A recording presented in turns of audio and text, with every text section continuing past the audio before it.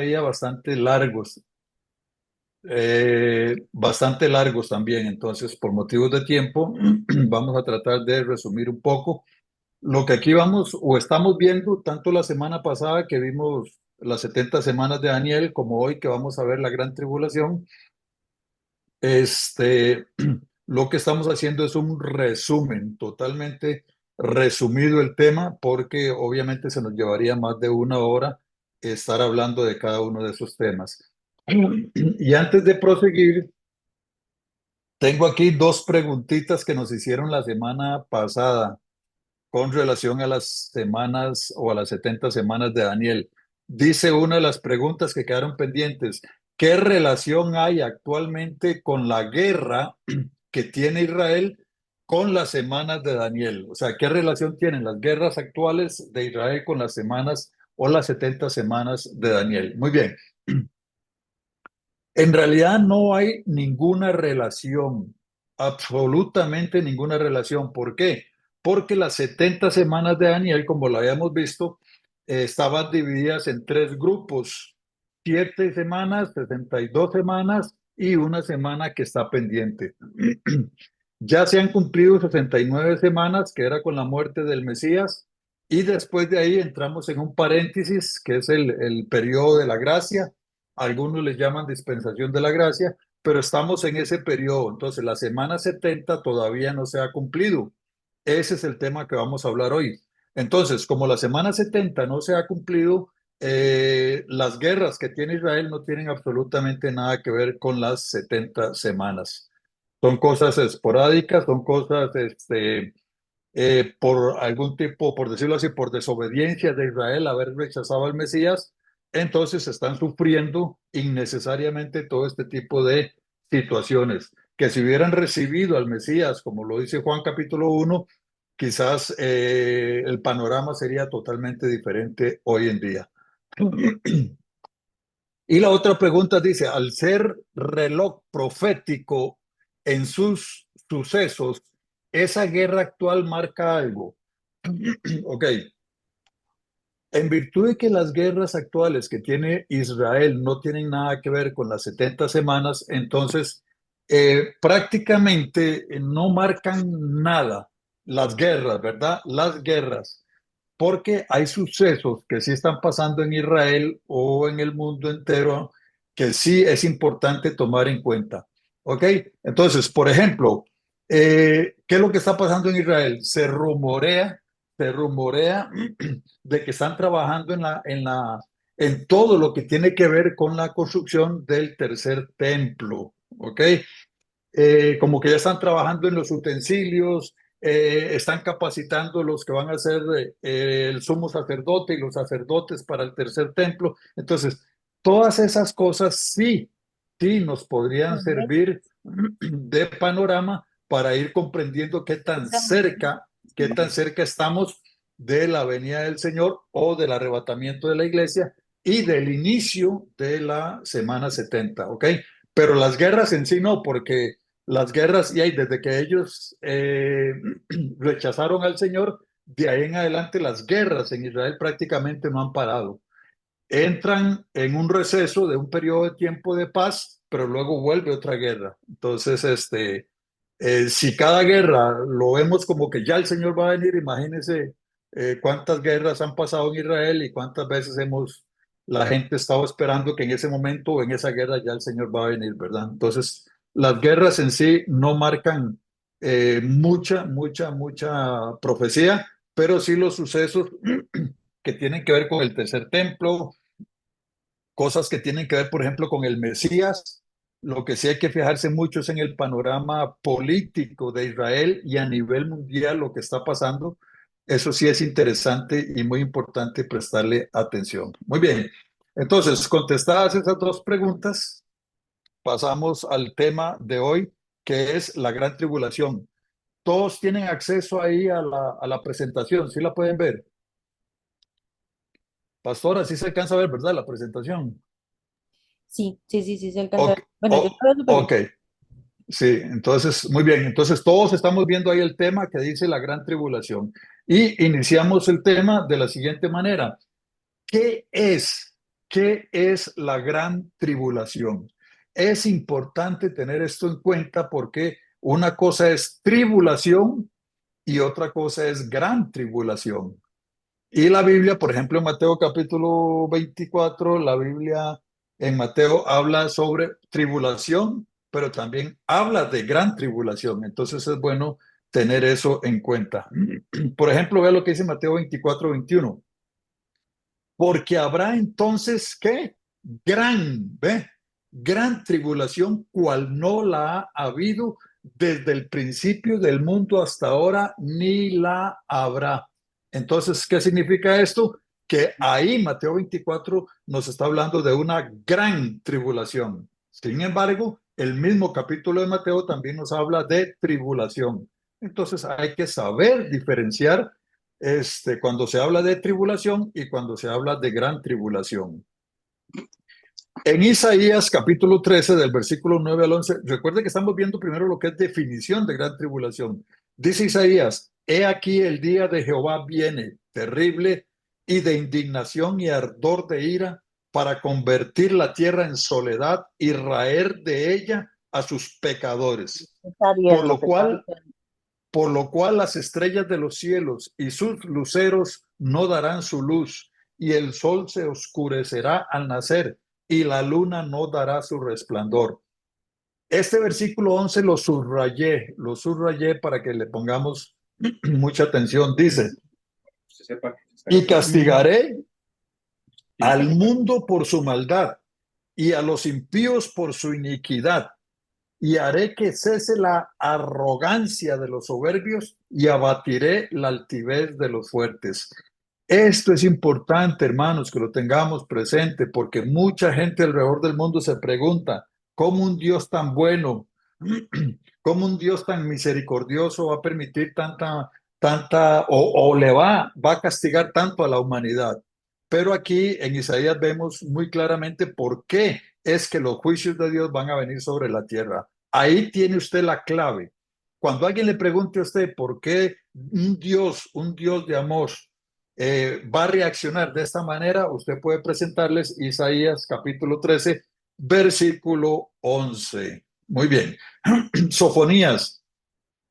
Hay varios pasajes que nos hablan definen lo que es la gran tribulación, pero solamente estamos mencionando algunos. Creo que son esos tres pasajes. Dice Sofonías 1, 14 al 18, cercano está el día grande de Jehová, cercano y muy próximo. Es amarga la voz del día de Jehová. Gritará allí el valiente. Día de ira aquel día de angustia y de aprieto, día de alboroto y de asolamiento, día de tiniebla y de oscuridad, día de nublado y de entenebrecimiento, día de trompeta y de algazara sobre las ciudades fortificadas y sobre las altas torres. Y atribularé a los hombres y andarán como ciegos porque pecaron contra Jehová. Esa parte la puedes subrayar. Y la sangre de ellos será derramada como polvo y su carne como estiércol. Ni su plata ni su oro podrá librarlos en el día de la ira de Jehová, pues toda la tierra será consumida con el fuego de su celo, porque ciertamente destrucción apresurada hará de todos los habitantes de la tierra. Entonces, ahí tenemos lo que es definición de lo que es la gran tribulación, ¿ok? Entonces, ¿qué es la gran tribulación? Ya lo vemos, es el día de la ira de Dios sobre toda la tierra, sobre los pecadores, los orgullosos, los altivos, los que lo han rechazado, los que han hablado mal de él, etcétera, etcétera, etcétera. Ahí tenemos esos pasajes que nos hablan de la definición. Hay otros pasajes, pero con estos es nada más para darnos un ejemplo de lo que es la gran tribulación. Muy bien. Punto número 2. ¿Para quién es la gran tribulación? ¿Quiénes son los que van a pasar por la gran tribulación? Veamos. Para Israel, la gran tribulación es para Israel. ¿Por qué razón? Porque Israel está en la profecía de las 70 semanas de Daniel, según nos dice Daniel capítulo 9 y Jeremías capítulo 30 versículo 7. Muy bien. Dice que las 70 semanas están destinadas para Israel. Es decir, la iglesia, vuelvo y repito lo que dije la semana pasada en el estudio de las 70 semanas de Daniel, la iglesia no tiene absolutamente nada que ver con las 70 semanas. Entonces, por lo tanto, para que se cumpla la semana 70, que son los 7 años de la gran tribulación, la iglesia no puede estar presente. De lo contrario, si la iglesia está presente, entonces no puede iniciar la semana 70. Recuerden que la semana 70 es un trato de Dios con Israel. Ahorita Dios está tratando con la iglesia, Dios está tratando con los gentiles. Entonces, hasta que ese periodo se termine, Dios reinicia su trato con Israel. ¿Ok? Muy bien. ¿Para quién más es la gran tribulación?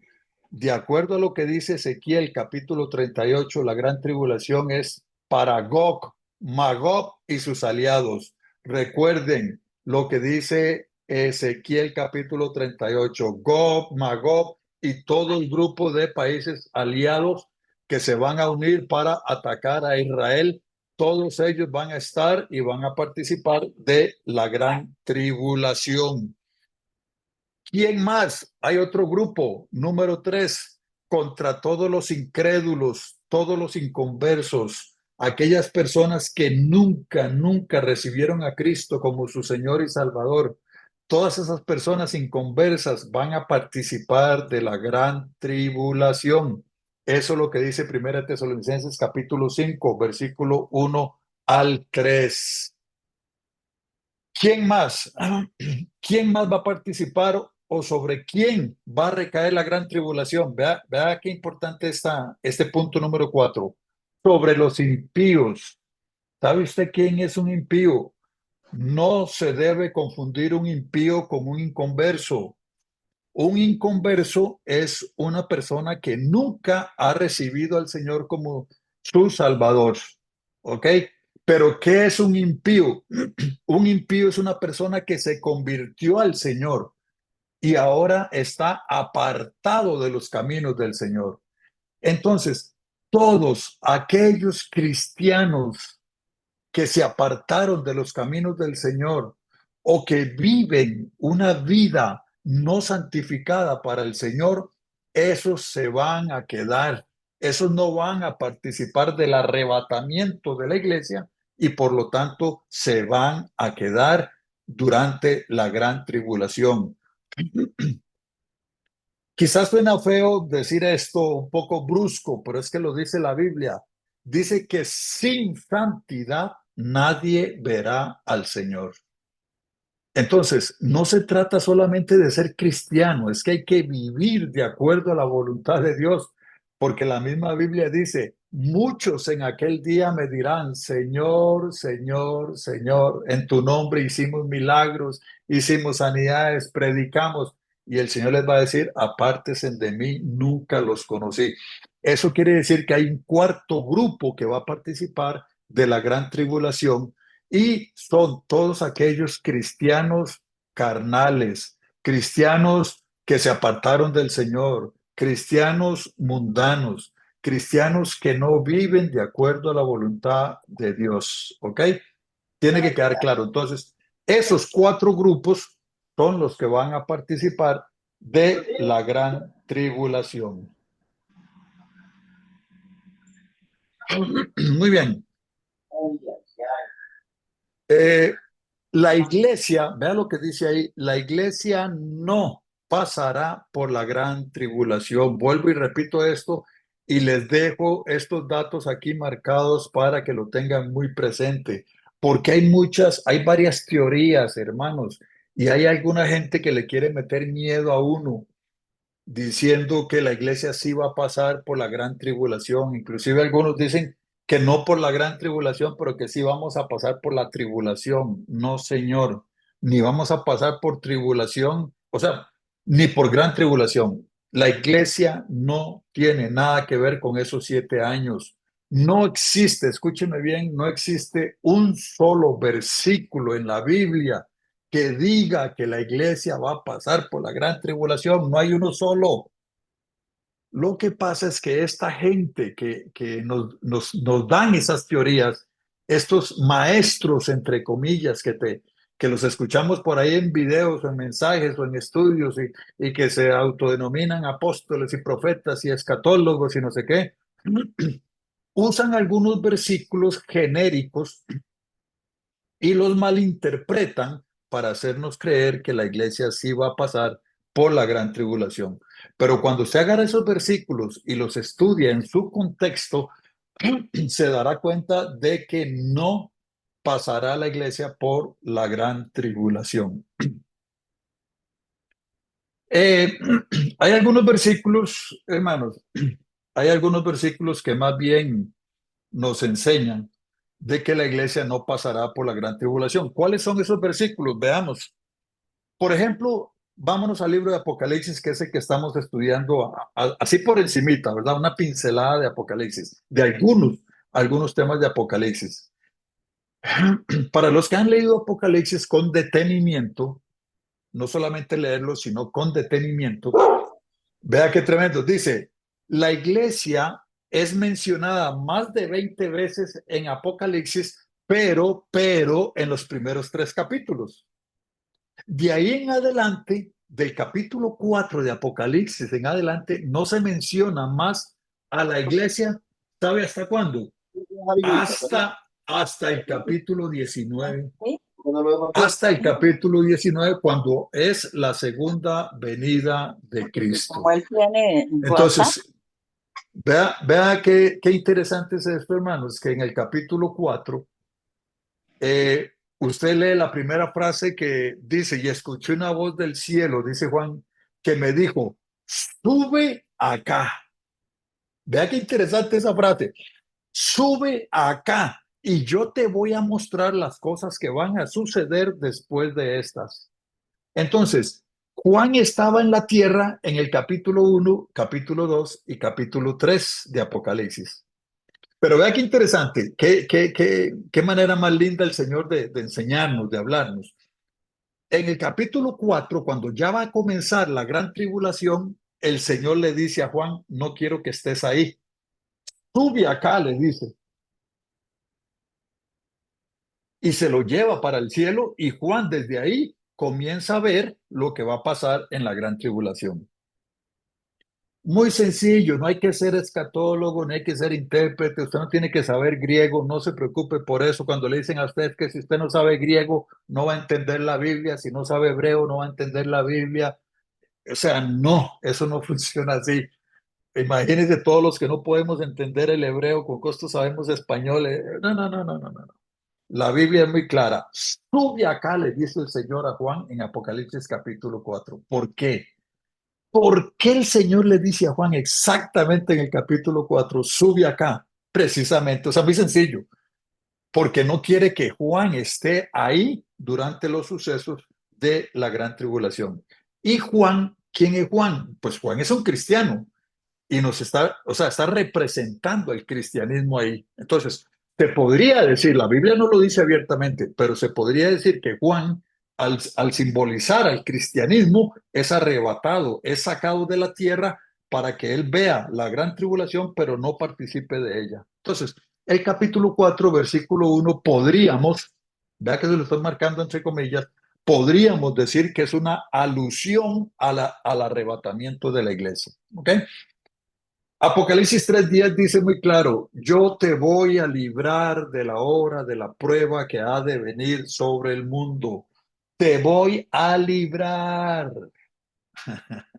O sea, la iglesia no va a pasar por la gran tribulación porque el Señor la va a librar de eso. Primera Tesalonicenses 4, del 13 al 18. Pablo habla de la segunda venida de Cristo, pero en ningún momento incluye o insinúa que la iglesia va a pasar por ese periodo de la gran tribulación. Cuando, cuando leemos Apocalipsis, usted verá que en Apocalipsis se mencionan varios hay de los que moran en la tierra, hay de esto, hay de aquello. Sin embargo, en toda la Biblia, no solamente en Apocalipsis, sino en toda la Biblia, usted no encuentra un solo ay que se relacione a la iglesia. Es decir, para la iglesia no hay ningún lamento. No confundamos lo que estamos hablando de la gran tribulación con las pruebas y las luchas y las persecuciones que tenemos hoy en día, ¿verdad? Eso es otra cosa. Estamos hablando de que durante la gran tribulación la iglesia no va a estar ahí, no hay ningún lamento para la iglesia, es solo para Israel y todos esos cuatro grupos que ya mencionamos anteriormente. Otro ejemplo que tenemos ahí, que la Biblia dice que la gran tribulación, dice ahí en Lucas, la gran tribulación será como en los días de Lot, cuando cayó el castigo sobre Sodoma y Gomorra. Pero ¿qué pasó? ¿Qué pasó con el castigo de Sodoma y Gomorra? Antes de que viniera el castigo, ¿qué hizo el Señor con Lot y su familia? Dice que el Señor mandó ángeles y sacaron a Lot y sacaron a su familia de Sodoma y Gomorra. ¿Ve?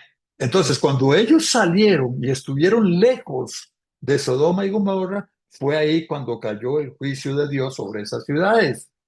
¿Qué nos enseña esto? Nos enseña que de igual manera la iglesia va a ser arrebatada, la iglesia no va a estar durante la gran tribulación.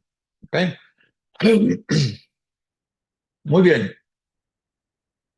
Eh, Otro punto interesante, hermanos, hago un paréntesis aquí para decirle a los hermanos que tal vez la pastora ahí ahora nos ayuda con los hermanos que están tal vez en el chat, porque yo veo ahí que dice mi hermano levantó la mano, veo algunos chats ahí, pero yo no puedo abrir los chats para no distorsionar la pantalla que ustedes están viendo. Entonces, voy a tratar de terminar antes para dejar un espacio para preguntas y respuestas, ¿ok? Muy bien. Punto número 4. ¿Cuánto va a durar la gran tribulación? Eso ya lo dijimos, que son los 7 años que menciona Daniel en capítulo 9 y que se refieren a la semana 70 de Daniel. ¿Por qué puse ahí en principio? Si ustedes ven la pantalla, dice en principio son 7 años. Porque algunos dicen que la gran tribulación no van a ser 7 años, sino 3 años y medio, nada más. Porque los primeros 3 años y medio es un periodo de paz que el anticristo va a, a presentarle al mundo entero. Y es cierto, el anticristo se va a manifestar y va a hacer un pacto con Israel, con las demás naciones, etcétera, etcétera, y todo va a ser paz durante los primeros 3 años y medio. Pero para efectos de mi entender y de mi interpretación, los 7 años, aunque sean 3 años y medio de paz, van a ser de gran tribulación. ¿Por qué razón? Porque desde el momento que la iglesia sea arrebatada, imagínese usted todos aquellos que se quedaron y que saben que se les predicó, se les enseñó.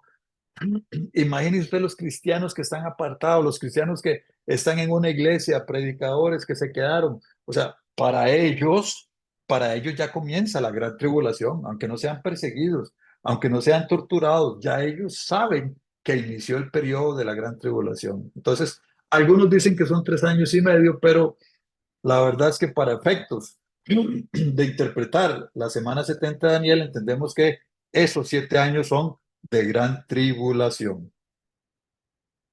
Eh, ¿Por qué se le llama que los 3 años y medio, los segundos 3 años y medio son los de verdadera gran tribulación?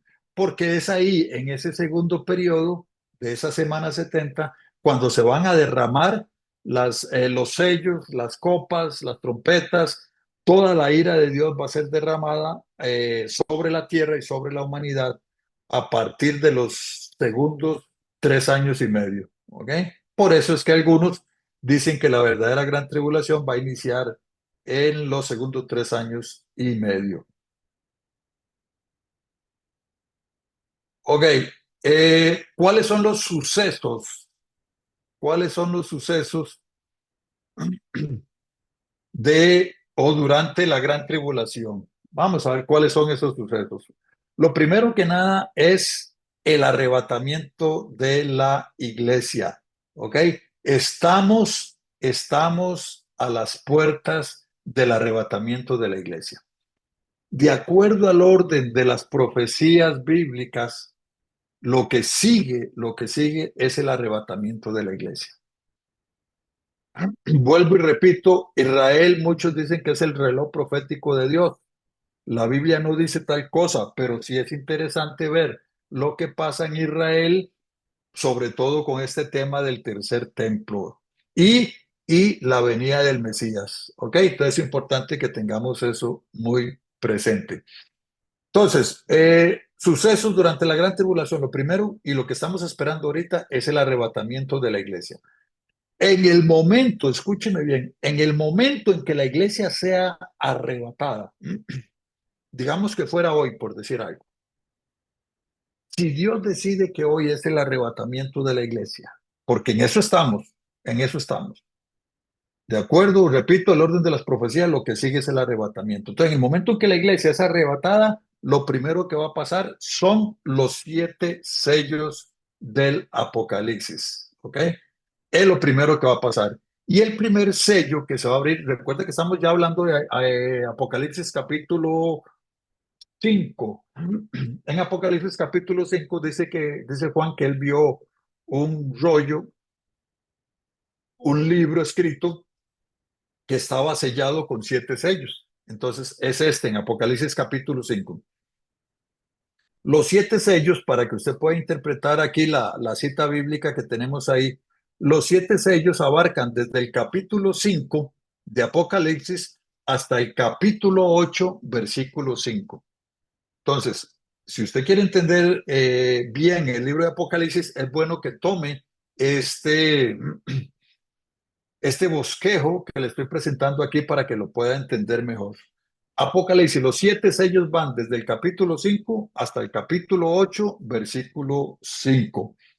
Son 7 sellos. El primer sello es el caballo blanco, que vuelvo y repito, hermano, quiero que esto les quede muy claro. Ese caballo blanco no es Cristo. Es que hay muchos que están enseñando que ese caballo blanco es Cristo.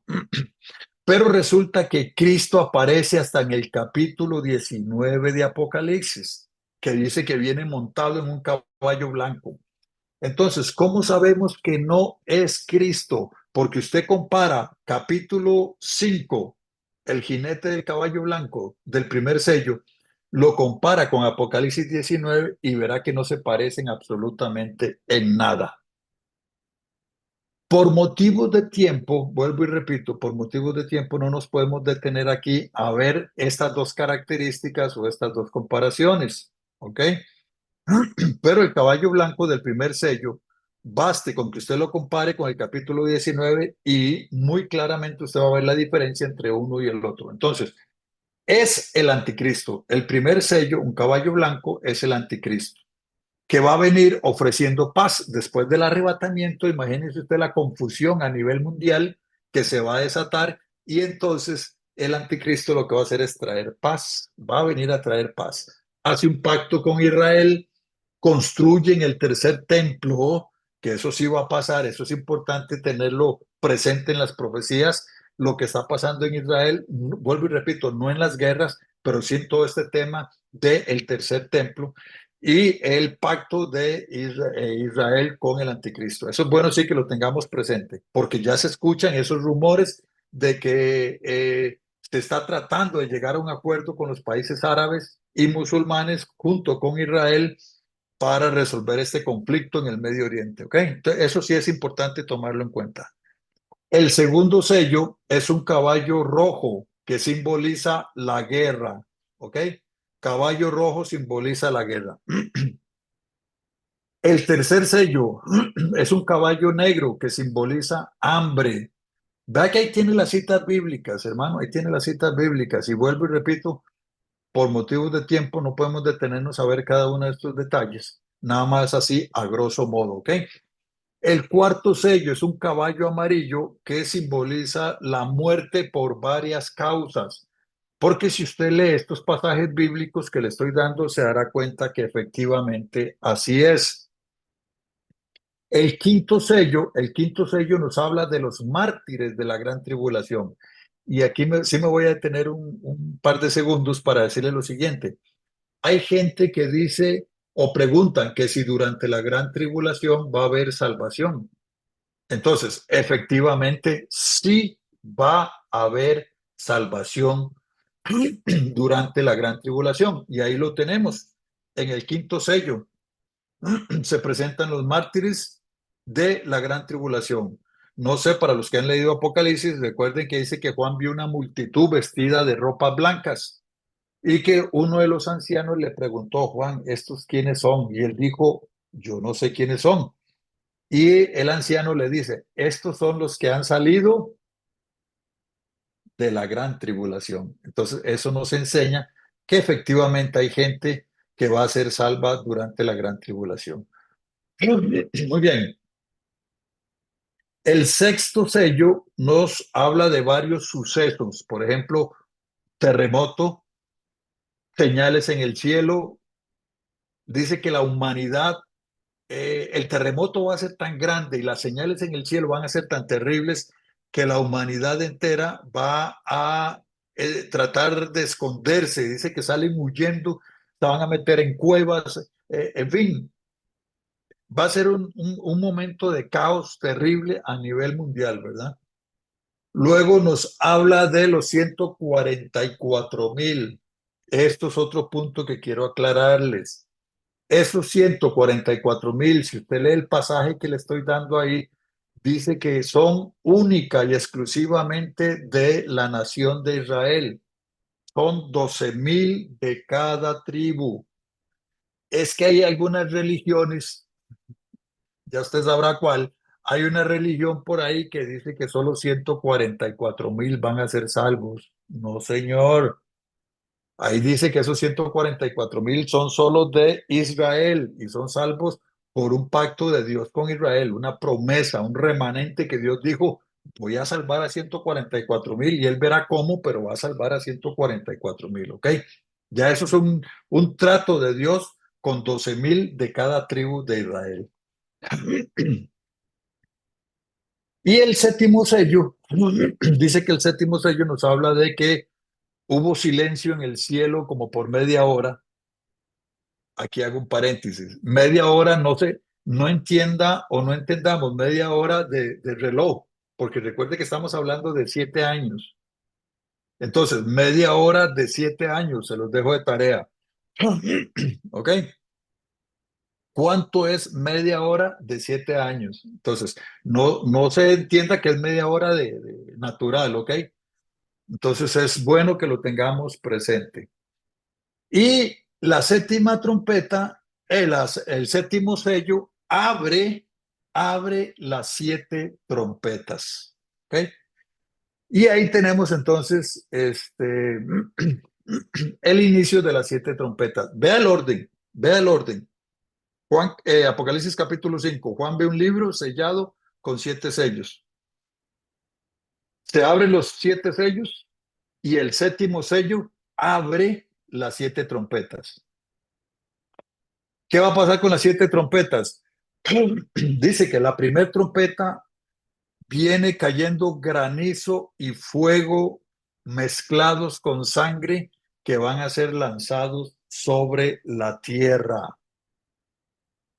La segunda trompeta dice que una montaña ardiendo va a ser arrojada al mar y que la tercera parte del mar se va a convertir en sangre.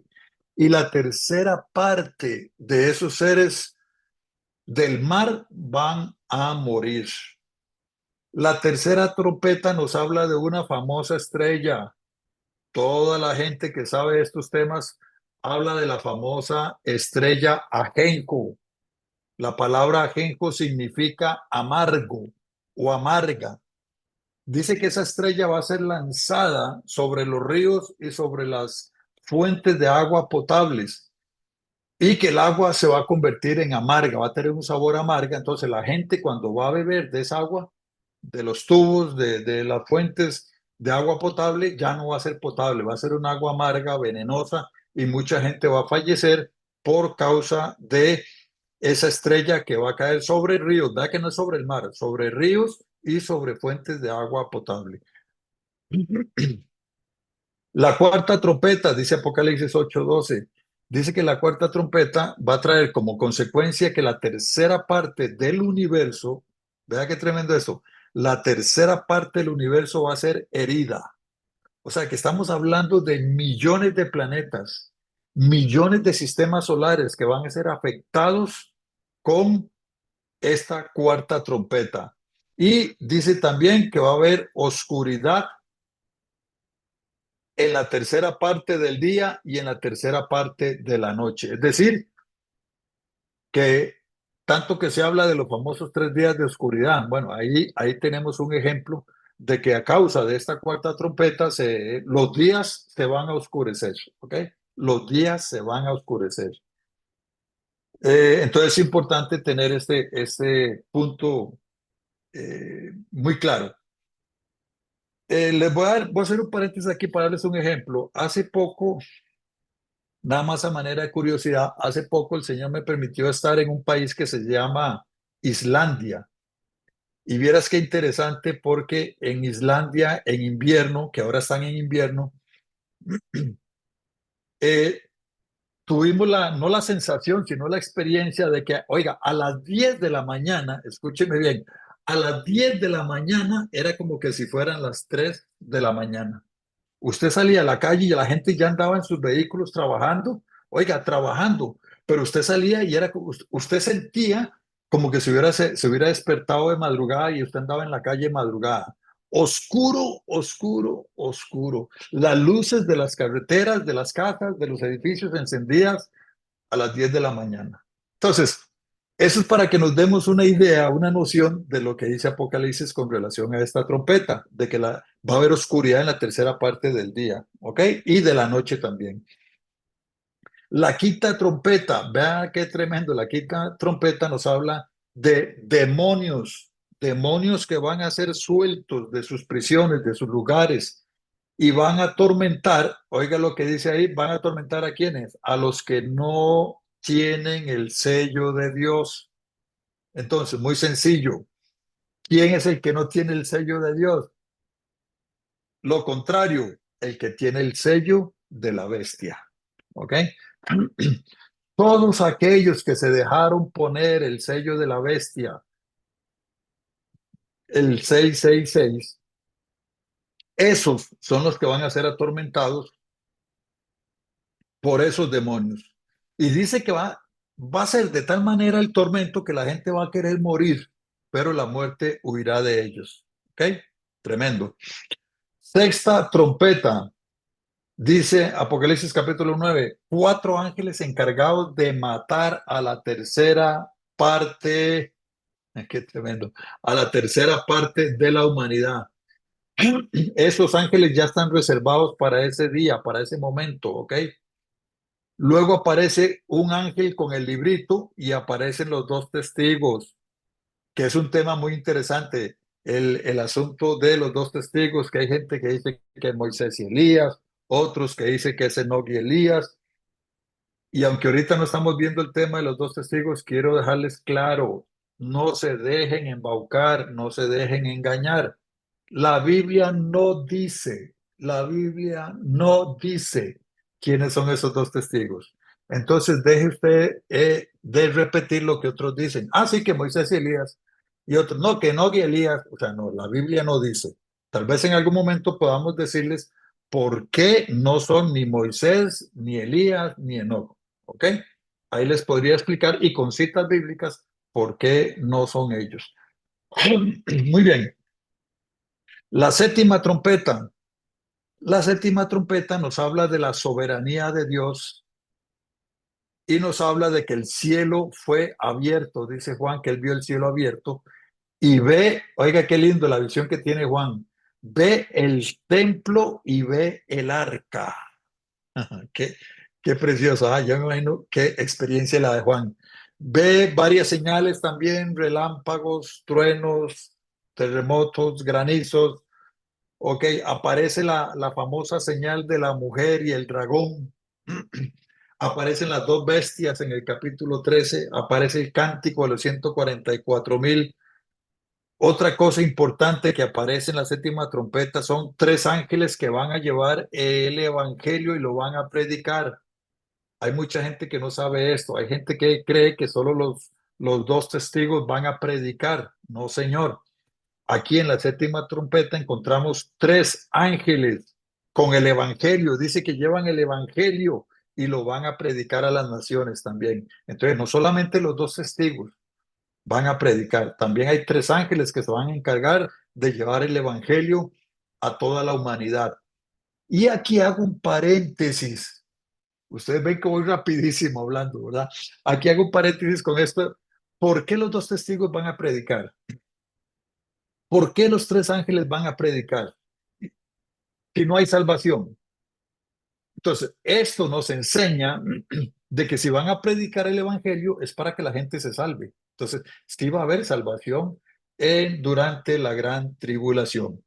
Y otro detalle importante con esto de que los dos testigos van a evangelizar y de que los tres ángeles van a predicar también, es para que se cumpla lo que dice Mateo capítulo 24. Dice, y será predicado el evangelio en todo el mundo y entonces, ¿qué?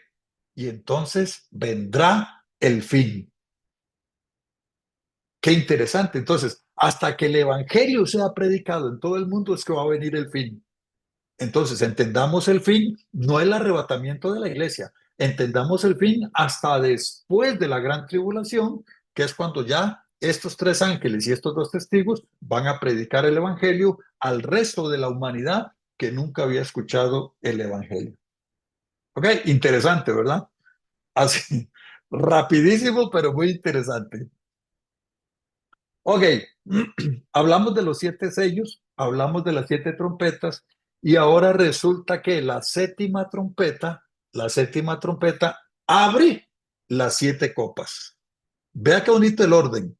Siete sellos, el séptimo sello abre las siete trompetas y la séptima trompeta abre las siete copas. Y las siete copas están llenas de plagas, están llenas de la ira de Dios. Y eso lo encontramos en Apocalipsis capítulo 15 y capítulo 16.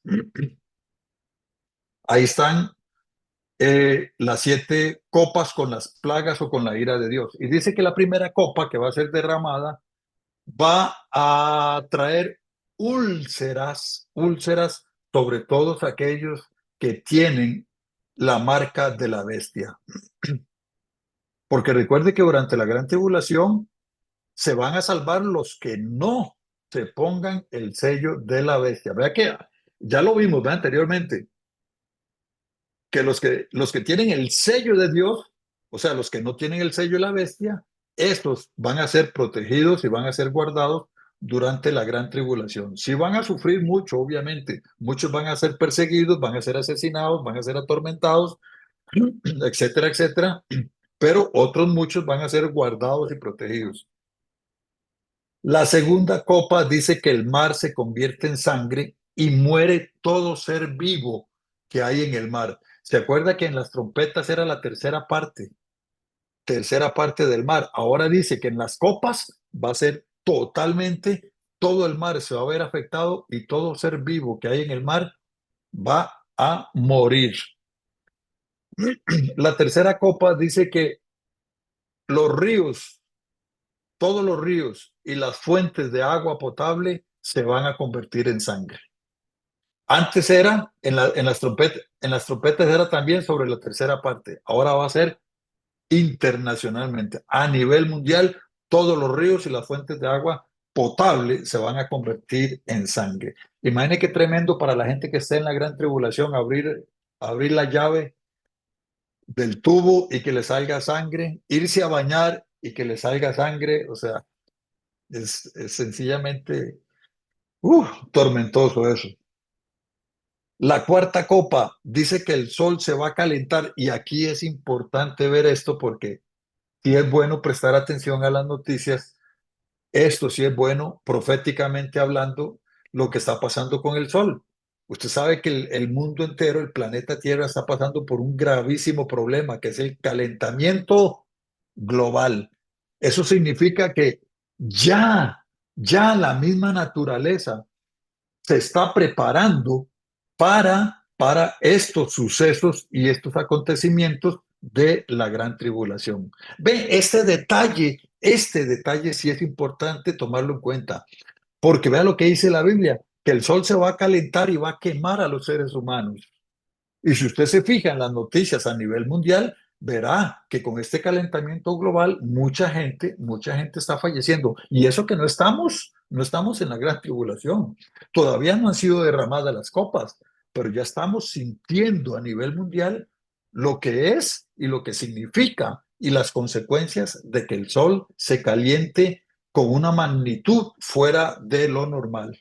Ahorita no es nada, pero sí es un vestigio y una alerta de lo que está por venir. Este detalle del calentamiento global sí nos enseña de que estamos muy cerca de que todas estas cosas acontezcan. La quinta copa, dice que la quinta copa nos habla sobre la oscuridad, sobre el trono de la bestia y sus habitantes. La sexta copa dice que el río Éufrates, se va a secar y esos son los preparativos para la batalla del Armagedón. Lindísimo, ese tema lindísimo, la batalla del Armagedón. Es la batalla, el juicio de las naciones. La batalla del Armagedón es lo mismo que el juicio de las naciones. Dios va a reunir a todas las naciones, ¿ok? En ese lugar de Armagedón, en el valle de Josafat. Ahí se van a reunir todas las naciones porque ahí Dios va a celebrar el juicio de las naciones. Y el río Éufrates, aunque ahorita, eso es otra noticia importante. Si usted se mete en un buscador ahí en internet y pone río Éufrates, verá que ya el río Éufrates está disminuyendo su caudal, es decir, poco a poco se va secando. Entonces, cuidadito si todo esto son anuncios proféticos de que estamos muy cerca del arrebatamiento de la iglesia y de que todo esto de Apocalipsis se cumpla. ¿Ve? Eso sí son noticias importantes y hay que prestarles atención. Muy bien, y la séptima copa nos habla de grandes señales, derramamiento de la ira de Dios sobre toda la tierra, sobre todos los habitantes, un terremoto mundial. Oiga, ve qué interesante es, un terremoto mundial cual nunca ha habido en la historia de la humanidad, donde dice que las islas desaparecen. Y cuando hablamos de islas o cuando interpretamos islas, recuerde que hay países que son islas. Hay países que son islas. Las Islas Canarias, Puerto Rico es una isla, Punta Cana, lugares, República Dominicana o no sé qué lugares cercanos. Hay muchos países que son islas. Y aquí nos dice que va a haber un terremoto de tal magnitud que las islas van a desaparecer. Entonces estamos hablando de que países enteros van a desaparecer. Esto sí es importante prestarle mucha atención, ¿ok? Y también dice que va a caer granizo sobre las personas que estén en ese momento y que van a sufrir parte de esa lluvia de granizo. Esas son las siete copas. Y ahí tenemos un esquema, un bosquejito de lo que va a suceder en orden cronológico. Primero los seis sellos, el séptimo sello abre las trompetas y la séptima trompeta abre las copas. ¿Ok? Muy bien, ya vamos terminando. Creo que hay dos, tres diapositivas más. La gran ramera, porque estamos hablando de los sucesos que van a pasar, a acontecer en estos 7 años de gran tribulación, ¿verdad? La semana 70 de Daniel, ya vimos los sellos, las trompetas y las copas, pero también va a pasar el tema de la gran ramera, que yo creo que la otra semana vamos a hablar sobre la gran ramera. ¿Quién es la gran ramera? ¿Qué dice la Biblia acerca de eso? ¿Podemos saber quién es la gran ramera? Ok. Luego la caída de Babilonia también. ¿Y cuándo finaliza la gran tribulación? Dijimos que eran 7 años, pero ¿cuándo finaliza? finaliza con la segunda venida de Cristo a la tierra. Recuerden que el arrebatamiento de la iglesia no es la segunda venida de Cristo. Mucha gente confunde la segunda venida de Cristo con el arrebatamiento, pero no es así. El arrebatamiento no es la segunda venida de Cristo. ¿Ok? La segunda venida de Cristo se ve en Apocalipsis capítulo 19 y ahí termina la gran tribulación. Entonces, así a grosso modo, hermanos, ustedes me van a disculpar si ustedes me ven que hasta en la garganta me afecto. Así corriendo, viendo un poquito el tema de la gran tribulación. Entonces, esta es mi participación, este es el bosquejo, el resumen que yo les traía en esta noche sobre la gran tribulación. Me imagino que habrá muchas preguntas, veamos a ver si podemos contestar algunas, si no las dejamos y la otra semana también sacamos unos minutitos y terminamos de responderlas o queda inquietud de los pastores y si en algún momento ampliamos estos temas, etcétera, etcétera. En fin, pero por ahora una pincelada, ¿sí? Una pincelada para que nos abra el apetito y nos interesemos por estudiar más el libro de Apocalipsis y todas estas cosas que están muy pronto por acontecer. Así es que Dios me los bendiga muchísimo, hermanos. Es para mí una bendición y un placer compartir con ustedes y le entrego a la hermana, a la pastora, para que ella continúe. No sé si quedaron algunas preguntillas por ahí. Yo con mucho gusto estoy para servirles. Que Claro que Dios me sí. los bendiga muchísimo. Gracias, más bien, de verdad que, hermanos, somos bendecidos, ¿verdad? Somos bendecidos al tener con nosotros a don Álvaro, ese conocimiento y ese don que el Señor le ha dado de enseñanza, de dejar todas las cosas más que claras. Aquí, don Álvaro, la única pregunta que había es, ¿en qué momento se va a poner el sello de la bestia? Yo creo que la podemos contestar en estos minutitos que nos quedan. No sé usted qué me dice. Amén. ¿En qué momento se va a poner el sello de la bestia? Ok. Ujú. Eh, Veamos el orden. El orden está así ahorita. Lo que estamos esperando es el arrebatamiento de la iglesia. En el momento que la iglesia sea arrebatada, se abre el primer sello, que es el anticristo. Él va a venir montado simbólicamente en un caballo blanco, pero lo que simboliza es que él va a venir trayendo paz. Ese es el caballo blanco. Él va a traer paz. Esa paz él va a lograr convencer al pueblo de Israel para que haga un pacto con el anticristo. Van a firmar ese pacto por 7 años, pero dice la Biblia y dice Daniel capítulo 9 que a la mitad de la semana, es decir, a los 3 años y medio, el diablo o el anticristo va a romper ese pacto.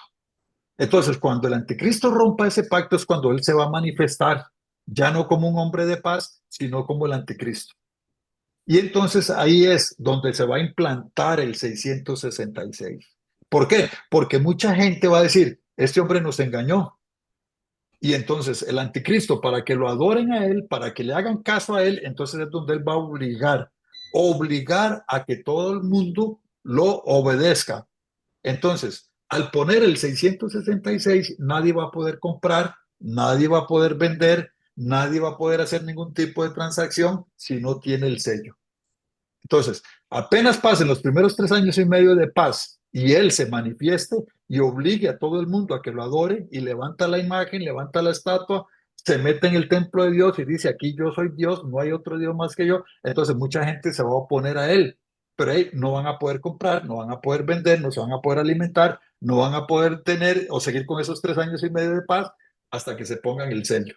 Entonces ahí apenas terminan los primeros 3 años y medio, inicia el proceso del 666 y todas las persecuciones, porque dice que después del primer caballo blanco viene el caballo negro, que es la guerra, persecución, y ya todo se viene desatando lo que es la gran tribulación.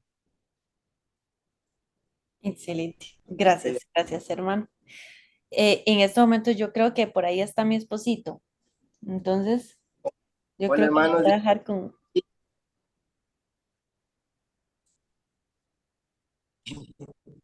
qué bueno verles. Disculpen que no ve que estoy aquí en la iglesia y se fue la luz, pero les estaba por acá escuchando. Qué bendición, como decía mi esposa, es tener al hermano Álvaro. De verdad que estos temas nos los deja súper claros, o sea, a lo que se puede entender, ¿verdad? ¿Verdad? Porque sabemos que hay cosas que con el tiempo iremos viendo cómo se van cumpliendo, pero le damos gracias al Señor por la vida de don Álvaro, que hoy comparte con nosotros este estudio. Como les dijimos la semana anterior, si usted tiene alguna duda, puede enviárnosla entre la semana y se la estamos haciendo llegar a don Álvaro para que la próxima semana seguir contestando algunas otras dudas que quedaron al inicio. También esta semana lo subimos un poquito tarde el estudio.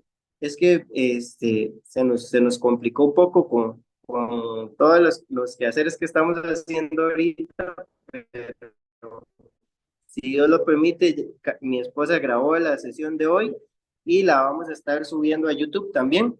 Ahí nosotros pasamos el link de YouTube, por si usted no le llegó, es tal vez porque no los tiene agregados o guardados en sus contactos, el número de la iglesia. Entonces recuerden guardar el número de la iglesia. También la hermana Laura Chavaleta pasó por acá en el chat una lista. Esos son los hermanos que tenemos que fueron constantes en las tres meses que profundidad bíblica, de hermenéutica, de evangelios sinópticos y del libro de Juan.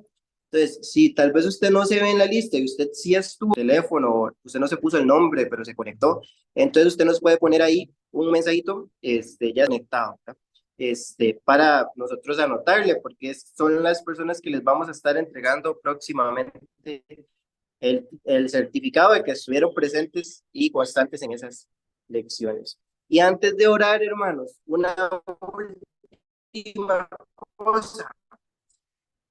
Ya tenemos 10 de la mañana, vamos a tener nuestra campaña evangelística en el parque de Curridabat. Entonces, si Dios lo permite, este sábado vamos a estar iniciando a las 10 de la mañana, pero los servidores, se les citó a las 9, pero en realidad si pueden llegar a las 8:30 de la mañana, les agradecemos, ¿verdad? Porque hay que montar toldos, hay que jalar cosas, hay que probar un montón de cositas. Entonces, los servidores que quedaron en llegar a ayudar, pues vamos a estar ahí desde las 8:30 de la mañana y todos de camisa blanca, los que van a estar ahí sirviendo. Esos serían los anuncios, de verdad, hermanos. Si usted puede, llegue al parque este sábado a las 10 de la mañana. Es importante que la iglesia haga acto de presencia, no solo en el templo, ¿verdad? Sino también en su comunidad. Y eso es lo que queremos hacer con esto, llevar el evangelio a todo el que se nos cruce por ahí. Con una persona, hermanos, una persona que nosotros podamos ganar para el Señor, ya es una gran ganancia. Y estamos preparando todo para que salga de la mejor manera, para que podamos hacer las cosas con excelencia. Entonces, si el Señor lo permite, les estaremos esperando este sábado a las 10 de la mañana. Hermanos, vamos a orar ahora sí para quedar despedidos. Señor, te damos las gracias por este tiempo tan hermoso que hemos podido tener de tu palabra, Señor Jesús, este tiempo que hemos podido estudiar y aprender acerca de la gran tribulación, Señor. Señor, ayúdanos a que nosotros, cuando tú quieras arrebatar tu iglesia, estemos listos y preparados para no tener que pasar por nada de eso, Señor. Ayúdanos a ser como esas vírgenes que estaban listas y preparadas con aceite y su lámpara encendida, Señor. Ayúdanos, Señor Jesús, a poder estar siempre listos, a no bajar la guardia, a estar siempre atentos y Señor, también ayúdanos a ganar a otros para ti, Señor, a arrebatar a esas personas que necesitan que nosotros vayamos y les compartamos el evangelio para que cuando llegue el día que tú vengas y arrebates tu iglesia, no solo nosotros nos vayamos también contigo, sino esas personas a las cuales les hemos hablado el evangelio, ese evangelio que nos has confiado, Señor. Gracias por este tiempo tan hermoso. Gracias porque sigues fomentando en la iglesia Renacer el deseo de estudiar tu palabra y por cada hermano que hoy se ha conectado a este estudio. Amén y amén, hermanos. Que el Señor me le bendiga. Si gusta, abre su micrófono, se despide.